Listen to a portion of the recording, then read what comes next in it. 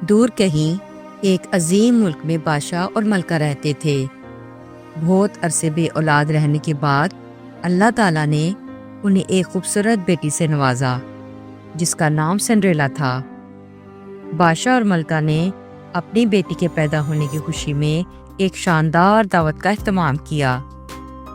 اپنی بیٹی کو بہترین دعائیں دینے کے لیے انہوں نے 12 پریوں کو بھی اس خاص دعوت میں بلایا۔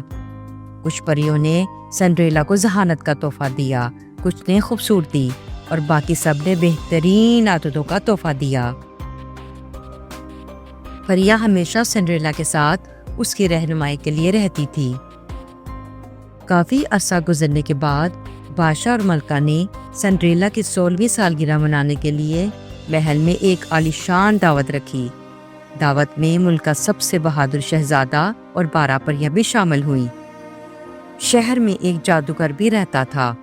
جب اسے دعوت کا پتہ چلا کہ دعوت میں پریوں کو بلایا ہے، وہ انتہائی غصے میں محل آ پہنچا۔ جادوگر اتنے غصے میں اس لیے تھا کیونکہ بادشاہ نے اسے دعوت پر نہیں بلایا تھا۔ جادوگر نے بادشاہ اور ملکہ سے کہا، اب میں سنڈریلا پر جادو کروں گا جس سے وہ سو جائے گی اور آہستہ آہستہ سوتے ہی مر جائے گی۔ دعوت میں موجود بہادر شہزادے اور پریوں نے جادوگر سے کہا، ہم سنڈریلا پر تمہارا جادو نہیں چلنے دیں گے۔ جادوگر بہت خطرناک جادو کرنا جانتا تھا۔ اس کے جاتے ہی سنڈریلا پر جادو چل گیا اور وہ سو گئی۔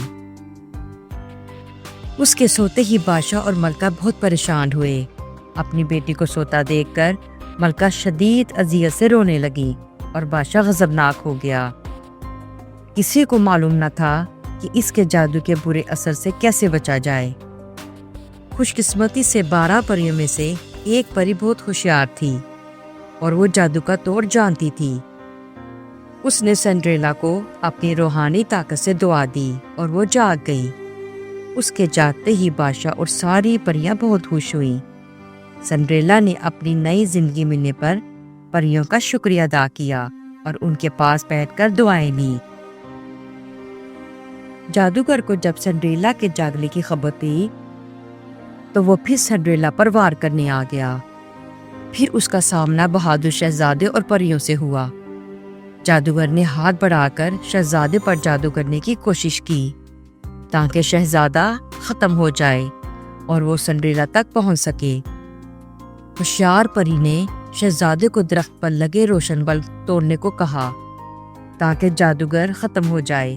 شہزادے نے آگے بڑھ کر وہ بلب توڑ دیے اور جادوگر آہستہ آہستہ روشنیوں کے پیچھے چلا گیا۔ اب پریوں اور شہزادے نے جادوگر سے چھٹکارا پا لیا۔ سنڈریلا شہزادے کی بہادری پر بہت خوش ہوئی۔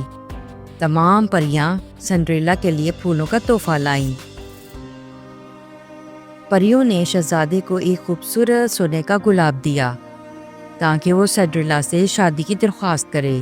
سنڈریلا نے شہزادے کا محبت بھرا پھول قبول کیا اور شادی کے لیے مان گئی۔ سنڈریلا کے مانتے ہی پریوں نے سنڈریلا اور شہزادے کو دعائیں دیں اور پھر محل میں ایک عالیشان شادی منعقد ہوئی۔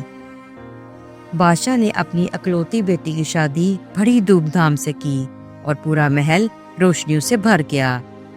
پیارے بچوں، آپ کو یہ کہانی کیسی لگی؟ سبسکرائب کریں اور اگلی کہانی کا انتظار کریں۔